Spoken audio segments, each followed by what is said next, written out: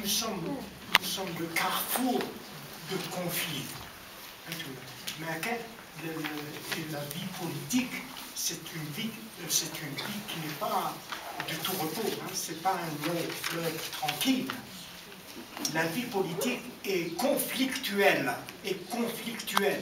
parce que vos intérêts ne sont pas les miens, vous comprenez? Et les intérêts des 38 ou 40 millions d'Algériens ne sont pas ceux des gens qui gouvernent aujourd'hui, qui ont l'autorité. Vous comprenez ce que je veux dire?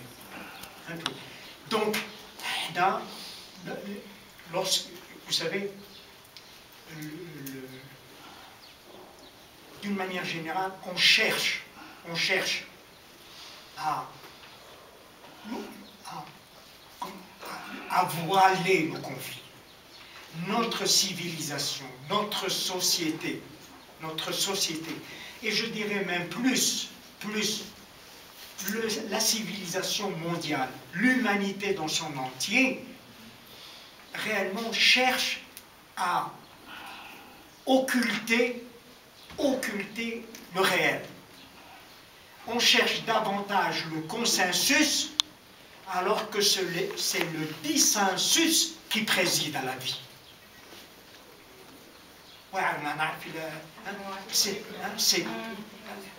Je suis fier, hein, mais ma première, ça confirme, mais j'ai mes fans.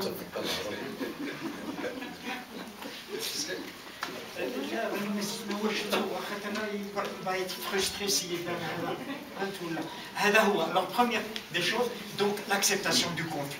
Et le monde politique est un monde conflictuel. Dès que j'ouvre la bouche, j'introduis du conflit. Comment cela? Psychologiquement, j'amène une autre idée qui est en contradiction, probablement avec ce que vous pensez. Donc, le conflit est réellement constitutif de la vie sociale. Mais encore une fois, le consensus n'existe pas. Nous ne sommes pas des frères et sœurs. Non. Si vous voulez avancer ensemble, nous ne sommes... Acceptez. Bien sûr que le mahabba, l'affection qu'on peut apporter à son frère et à sa sœur, très bien, mais vivre, que Dieu...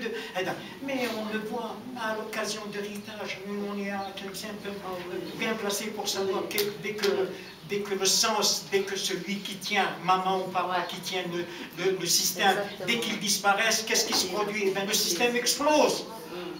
C'est physique. C'est physique. L'héritage est la source réellement de conflits majeurs. Donc il faut le savoir. Et ce que j'applique, moi, dans la quotidienneté, on me raconte tas d'histoires autour de moi, ici à Tlemcen, eh bien, réellement, il faut l'appliquer également au niveau international. Lorsque Obama va discuter avec l'Iran, ne croyez pas que c'est pour les beaux yeux de l'Iran ou les beaux yeux hindous, etc. Lorsque le ministre des Affaires étrangères des États-Unis vient à Alger, vous ne croyez pas que c'est parce que l'Algérie est formidable, parce que l'Algérie est... Non, il a des intérêts. Lorsque qu'est-ce que le problème de l'Europe aujourd'hui? Enfin, ce n'est pas notre propos, mais le problème, l'Europe ne se fera pas. Je peux vous le garantir.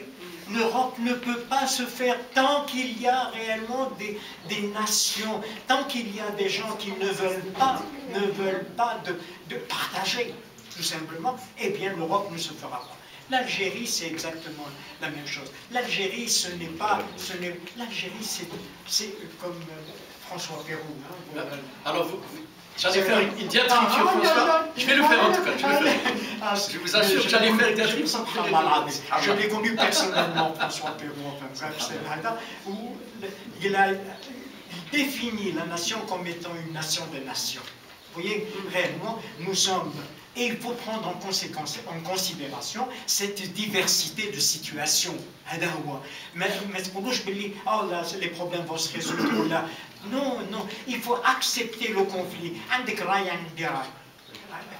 Et il faut accepter ça ne va pas là. en y pensant, en parlant et en attendant, j'aime bien, enfin, vous avez, il y a je ne sais pas s'il est de ce monde, un chanteur tunisien, ce mot, Hadi Jouini, ça vous dit quelque chose d'extraordinaire ce mec, par sa phrase. Hein? C'est un compositeur aussi. C'est compositeur, bien sûr. Vous voyez que la carte n'est pas le territoire et la carte ne représente pas tout le territoire. Donc vous ajoutez un élément qualificatif de ce monsieur. Et il y en a d'autres. Hein. Alors, alors, le Hadi Jouini au Chikali, il était entouré de copains, etc. Et ses copains, l'amour, il roule tout le clair. La momie, ils m'ont critiqué, ceux qui m'ont jalousé, m'ont raloulé, et ils m'ont dit, واش عجبك فيها واش يقول هو يقول خذوا عينيا وشوفوا فيها. Toute ma conférence c'est celle-là. Juste avant de vous donner la parole, si vous me permettez, comme il a prononcé un mot que j'allais précisément utiliser, je vais développer son idée. Effectivement, un grand monsieur qu'on appelle François Pérou, qui n'est plus de ce monde, qui à la fin de sa vie, comme Sidaïch ne faisait plus de l'économie, mais de la philosophie de l'économie et de l'épistémologie, ce monsieur, c'est celui qui a sauvé l'entreprise. C'était aussi un microéconomiste. Il a sauvé, dans quel sens a-t-il sauvé l'entreprise? Et ça rejoint tout à fait ce que disait Sidaïch depuis tout à l'heure.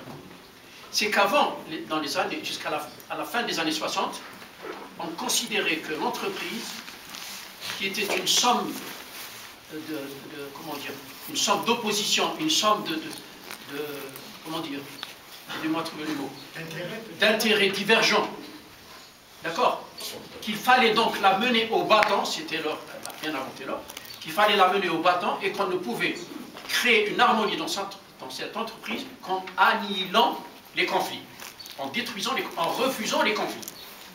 C'est pour ça qu'on refusait les grèves, etc.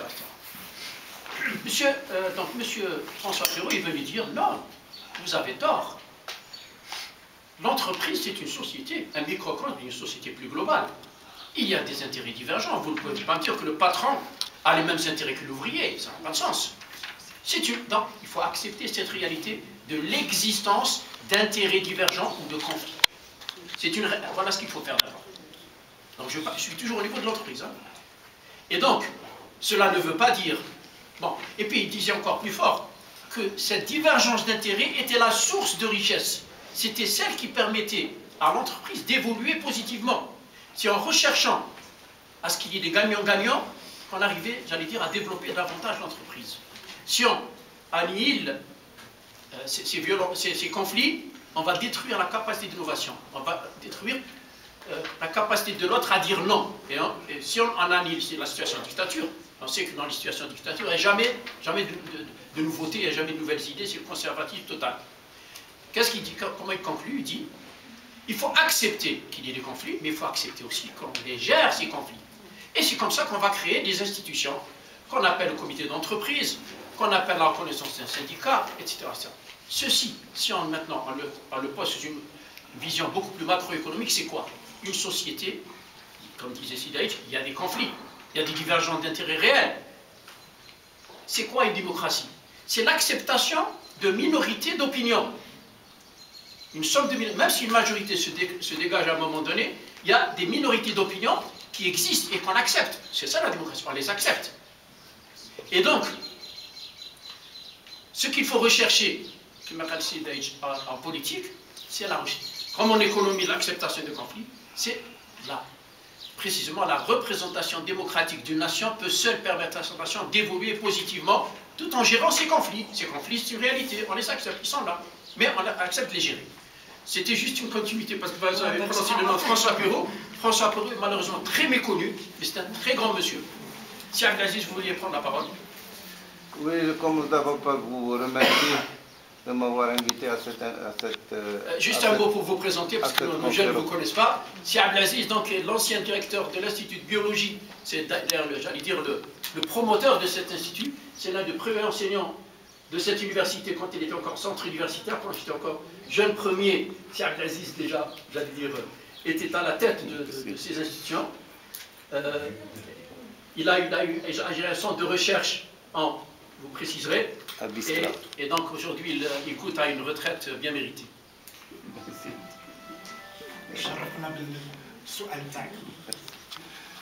Donc je vous remercie et je remercie le professeur Mustafa Daïj qui de temps en temps vient à Tlemcen pour secouer le cocotier. Alors ça fait plaisir. Donc ma question est la suivante, c'est-à-dire indépendamment du fait que les réalités politico-économiques, politico-sociales et socio-économiques sont d'une évidence aussi, d'une évidence tranchante, alors on ne peut pas les ignorer. Alors, quelle peut être l'alternative pour une économie future dans le sens de l'horizontalisation de la richesse et du capital, puisque le capital d'un côté, le socialisme communiste, etc. sont obsolètes, le capital aussi est obsolète, vous êtes mieux placé que moi pour le savoir, et que éventuellement l'idée lancée par Mélenchon, c'est-à-dire un capital horizontal, pourrait être une alternative et un concept économique islamique peut-il être aussi une alternative dans la mesure où la trame ou le dénominateur commun qui a marqué l'économie algérienne et l'économie des pays du tiers-monde est pratiquement un égoïsme individuel qui a fait que la course vers la richesse, la soif vers la richesse, qui a d'ailleurs des origines socio-anthropologiques, etc., est à sens vertical. Et ça, c'est la trame commune qu'on a connue, que l'on ait adopté les 4 écoles ou 5 écoles que vous avez citées, qui sont fort justes, que l'on adopte ces écoles ou pas, le dénominateur commun a été une anarchie dont la trame centrale a été la course vers la richesse, d'une manière éhontée.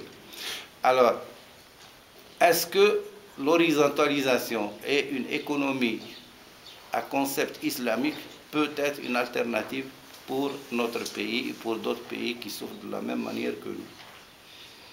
Merci pour cette question fondamentale que je considère essentielle. Et comme il n'y a pas de hasard dans la vie, je suis en train de réfléchir et j'ai commencé à là, comment l'islam pourrait sauver l'économie d'aujourd'hui, à certaines conditions que je vais exposer. C'est que réellement, oui, Mélenchon a, dans une certaine mesure, il a raison. Mais il est réellement, peut-être, il est enfin bref, il a les caractères de sa prise de position politique. Il est d'extrême gauche, il est marxiste, vraiment à plein, enfin tout là. Aujourd'hui, avec la mondialisation, avec la diversité des problèmes, nous voyons, il n'y a pas, le problème c'est qu'il n'y a pas une pensée qui est capable aujourd'hui, qui est capable d'informer au sens de l'information, c'est-à-dire la déstructuration, c'est ça l'information. Lorsque je reçois une information, cette information va me détruire, elle va me déconstruire, une information quelconque, parce que je vais l'intégrer dans mon système de pensée. Aujourd'hui, on parle de plus en plus de l'économie solidaire. De plus en plus, on introduit de plus en plus les concepts d'écologie dans l'économie. On prend en considération la raréfaction des ressources naturelles. On introduit ce qu'on appelle les énergies alternatives, etc. Tout ça, ça va transformer, incontestablement, ça va transformer le monde. نرجعوا l'islam. Chauffe. Et là, réellement, ça rentre tout à fait dans ce que j'ai raconté depuis tout à l'heure. Je ne parle pas l'ayat oula, iqra. Et je constate une chose, que nous ne lisons pas. ما نعرفوش نقراو. والحالة تاع المسلمين اليوم, je ne vous cache pas, provient du fait que nous ne lisons pas. ما نقراوش. Et vous voyez les statistiques du PNUD, Programme des Nations Unies pour le développement. La traduction d'ouvrages, on avance, la science avance par des traductions. La traduction des ouvrages faits par les pays arabes depuis 50 ans correspondent aux traductions faites en espagnol. Alors, tirons le bilan. شوفوا اش كان هذا. Alors في القرآن دونك اقرأ ما نعنوهاش. ونقولوا احنا ندعوا نفسنا مسلمين؟ لا، لا ما عندناش الحق. في القرآن سي با نقرا 60 حزب نو اون كومبرون. يقول لك في الحديث la deuxième lecture du Coran doit être différente de la première. Mais c'est formidable ça. C'est formidable. La deuxième, ça veut dire quoi? L'encre de la Hada ne sera jamais tarie, n'est pas suffisante à l'explication du Coran. Aya ukhra, Aziz. إن الله لا يغير ما بقوم حتى يغيروا ما بأنفسهم. C'est mon exposé, c'est ma conférence. C'est ma conférence. Tant qu'on ne se change, vous savez, le débat sur Mu'tazili, Ash'ari, sur le libre arbitre, sur le déterminisme, sur le Meksoub, etc., il est là et il n'est pas résolu. Et personne, je ne vois pas d'école qui a confronté ce problème-là. Inna Allah la yughayyiru ma biqawmin hatta yughayyiru ma bi anfusihim. Ça veut dire quoi? Ça veut dire que Dieu laisse la responsabilité aux gens de changer le monde là. C'est évident pour moi. Et je voudrais que ce soit aussi évident pour vous. Sinon,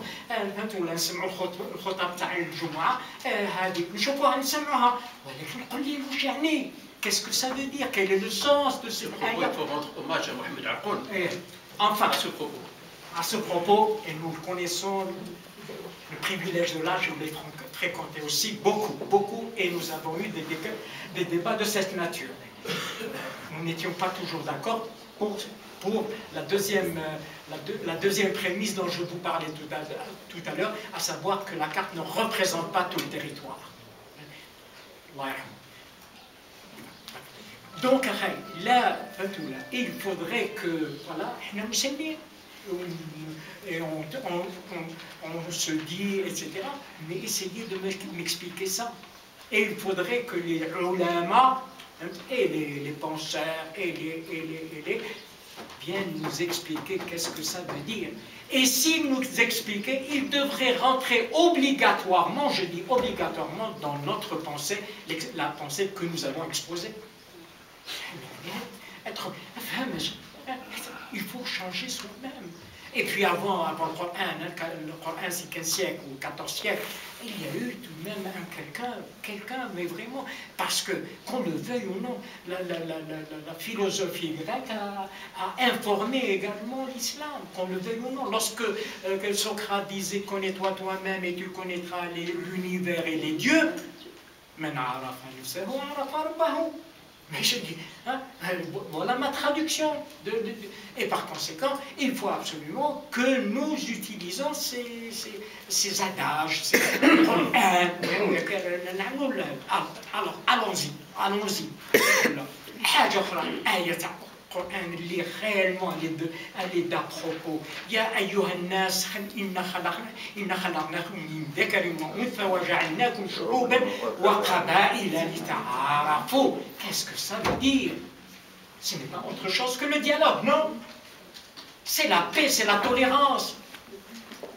Mais c'est formidable ça. Alors essayons. Voilà, nous avons des knous, mais alors essayons de les comprendre, et de les appliquer. Voilà un petit peu, si vous voulez, une courte réponse à votre question. Nous avons le privilège d'avoir un journaliste avec nous. Ah, c'est okay.